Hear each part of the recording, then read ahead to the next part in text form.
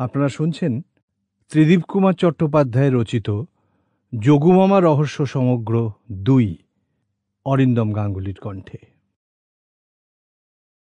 গল্প সাগর পাহাড় মৌমাছি। ঢং ঢং ঢং ঘন্টা পড়ল, সিগন্যাল সবুজ হয়েছে। ওফ, শেষ অবধি ছাড়ল তাহলে। ঝাড়া ৪৫ মিনিট। গতকাল চেন্নাই থেকে রওনা হয়ে ভালোই টানছিল মাদ্রাজ মেল, এখানে এসেই ১২টা বাজিয়ে দিল। লাইনে নাকি গড়বড় ছিল। আজকাল ট্রেনে চাপতেই বুক ঢিপ ঢিপ করে। কখন কোথায় নাটবল্টু খোলা থাকবে, কি বোম ফোম গুঁজে রাখবে, ব্যাস ছটাগান ওপরে। দুলতে দুলতে এগুলুম নিজের বার্থের দিকে। বেরহামপুরে আমাদের কামরার অর্ধেকের বেশি লোক নেমে গেছে।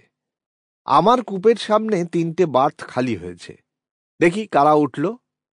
একটাই ভয়, তেমন রোরিং পাবলিক যদি ওঠে তো হয়ে গেল। সারাটা রাত প্যাট প্যাট করে তাকিয়ে কাটাতে হবে। Roaring public? আমি বললাম, সেটা কি?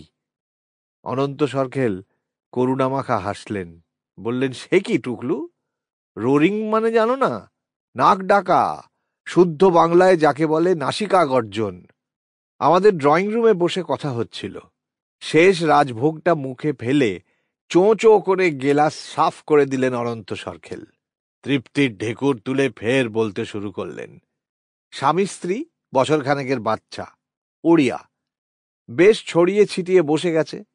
টিফিন ক্যারিয়ার খুলে বসেছে। ৩ নম্বর লোকটা বসেছে জানলার ধারে। লম্বা চওড়া চেহারা, এক মুখ কাঁচা পাকা দাড়ি, চোখে মোটা ফ্রেমের চশমা, সাদা ট্রাউজার, সাদা শার্ট। কিন্তু সবচেয়ে অদ্ভুত, মাথায় রামমোহনের পাগড়ি। কোন দেশি রে বাবা? তুমি তো জানো, হিন্দি ইংরেজিটা চালাতে পারলেও উড়িয়া টুড়িয়া আমার আসে না। বুঝতে অবশ্যই পারি। ভাবলুম আলাপ করি। সেই কাল থেকে কথা বলতে না পেরে হাঁপিয়ে উঠেছি। আমার ৩ টায়ারের বাকি ২টো প্যাসেঞ্জারই ধরা ছোঁয়ার বাইরে।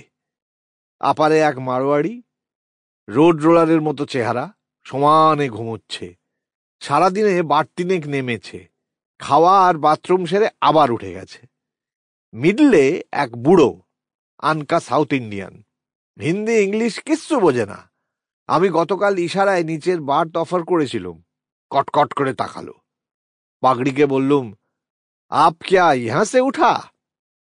পাগড়ি জানলা দিয়ে তাকিয়েছিল, মুখ না ঘুরিয়ে স্পষ্ট বাংলায় বলল, আপনার কি মনে হয়?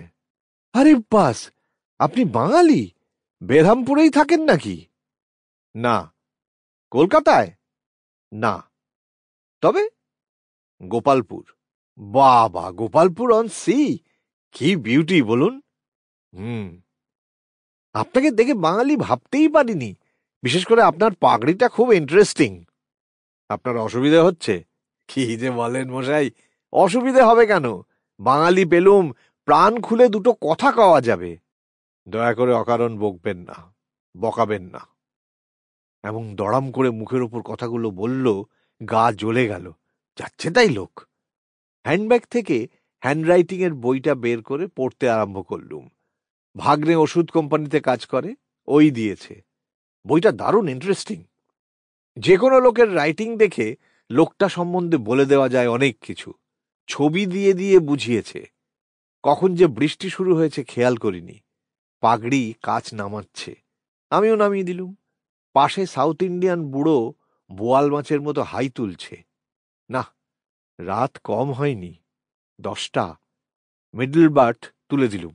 বেরহামপুরেই পুরি তরকারি ঠেসে নিয়েছিলুম, টান হয়ে পড়েছি। ট্রেন চমৎকার ছুটছে। বেশ জমাটি স্বপ্ন, থ্রিলিং। আফ্রিকা ফরেস্টে স্যারের সঙ্গে পা টিপে টিপে এগুচ্ছি। স্যারের হাতে রাইফেল, লতাপাতা পা জড়িয়ে ধরছে। হঠাৎ সাপ ডাল থেকে ঝুলে আমার নাকের গোড়ায়। চোখ মেলতেই, আই বাপ, সত্যিকারের সাপ! কামরার নাইট ল্যাম্পের নীল আলো শরীরে চকচকিয়ে উঠছে। ওপরের বাট থেকে ঝুলছে, দুলছে না। Sample complete. Ready to continue?